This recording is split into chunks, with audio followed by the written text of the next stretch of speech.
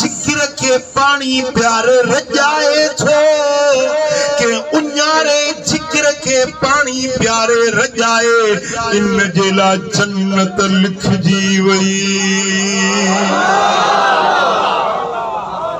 मंझन जो टेम काढ़ो आ गर्मिया को बकरारा को हारी नारिया बन्नी ता मोटियो आ पैर उन जा मिट्टी में भरिया पिया ने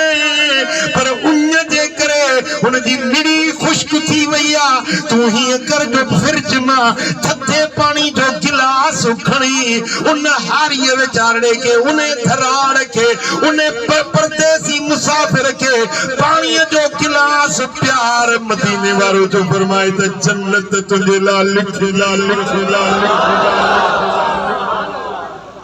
पर हदीस में ये आयो त मन अरबा कबितन चाया को प्यासे जिगर के रजाए मुसलमान मोमिन या गाल न कयो तो मोमिन के पानी प्यारे मुसलमान के पानी प्यारे या इंसान के पानी प्यारे जिगर तो कुत्ते के वटबा है ना जिगर तो पक्षी वटबा है ना केरोवा छिरकिया उन्हें वट में जिगर है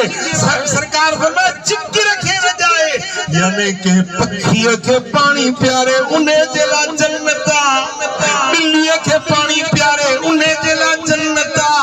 कुत्ते के पानी प्यारे उन्हें जेला जन्नता बकरी के पानी प्यारे उन्हें जेला जन्नता मेह के रिठ के जानवर के हलाल या हराम जेको पानी जीत के जानवर के प्यारे रब उन्हें जेला भी जन्नत लिखी तो सस्तो आले मांगो मदीने शरीफ में के मानू के दावत नी अरब सगोरो होजे बटी वो घर की छत ते मथे छत ते मजलिस रखी बिया मानू काफी हुआ माबूते विस मथे छत ते व्यासी वडा थाल पानी जा भरिया रखया है वडा थाल ओए दानन जा रखया है हुन कुंड ते हिन पासे मुंह ने अरब सगोरे का पूछो दवा हे पानी मथे थाल भरे रखया थई ऐ हे दाणो मथे रखे छड़ियो थई छाजे करे चईजी असा मदीने वारन जी आदत पुराने दौर का पंडालन का वठी असा जी आदत त असा पंजे घर जे छतन ते यो पानी रखंदा उंजी हरम जा उन्यारा कबूतर जे पींदा पखीड़ा पानी पींदा दाणो चुगंदा असा पंजे ला या इबादत समझंदा सुभान अल्लाह मदीने वालों जो मेहमान नवाजा तो उनजा पाड़े सिरी में मेहमान नवाजा इंसानन के त खारान प्यारे न पर पक्षुन जीतन जी भी संभाल प्यार असा वाला यार को रस्ते से नलको लगाएंगे हैंड पंप यो वरी रात जो उन्दो ने मिशनी पटे खई जी बुढ़िया खिलण जी गाल ना ये बुढ़ी मरण जी गाल रोण जी गाल असा जो हाल सी खुदा जो कसम है या खिलण जी गाल ना रोण जी गाल असा जी सोच असा जो फिक्र अरे यो पत्थर यो पंजो लोह जो टुकड़ो खणी वे छा फायदो तो मिलंदो इन लोह जे टुकड़े में सवे मानू पानी पियना बकरियों रिड्डू जीत जानवर पानी पिया पियन के बेचारे लगायो हो तो मुसाफिरन के सहूलत थे तो नलको लगायो तो न परंदो पट्टे खणी वे क्या मजरे अरे यो लोह तुपाए तुझे बदन के डंभ ना वींदा तुझे जिस्म के इने सा डंभो वींदो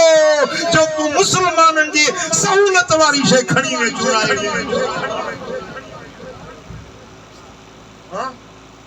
मस्जिद में वञो तो सुठड़ी जुती हुजे तो लिकाए जाए मता शाही गजे खणी वञे वरी पुरानी पांजी जुती फिटी करे नई जुती खणी वञे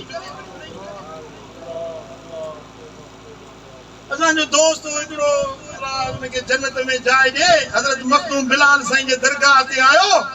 जुती खणी वे सरिया बूट को नओ वेचारो वठी आयो नात खान पैसड़ा मिलियस बूट खणी वे सरिया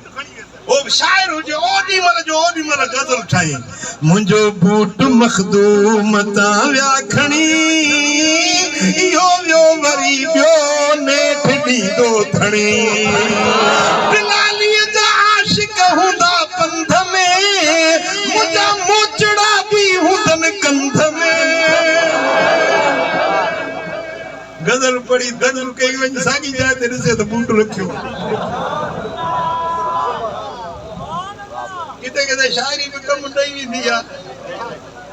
वदा ओ मिठा मस्जिद जे दरवाजे तां टोंटियूं खणियूं था वञनि मस्जिद जे वुज़ू खाने जूं पटियूं असांजी मस्जिद मातरी शरीफ़ में उतों जी तो ॻाल्हि ॿुधायां घड़ियाल लॻो पियो हुजे घड़ियाल निमाज़ी जे टाइम जे लाइ त केॾी महिल निमाज़ फजर टे पारी घड़ियाल खे अलाह जे बाने वठी लॻायो हीअं मथों लॻो पियो हुजे उन घड़ियाल खे लाहिण जे लाइ आयो उनखे पहुची न पियो सघे मथे हुयो न विच में जारो हुयो उन जारे ते क़ुरान रखियल हुयो हीअं कई जो क़ुरान शरीफ़ लाहे हिक ॿिए जे मथों क़ुरान रखई मथे जीअं पहुची सघां क़ुराननि ते पैर रखे उहो घड़ियाल लाहे घड़ियाल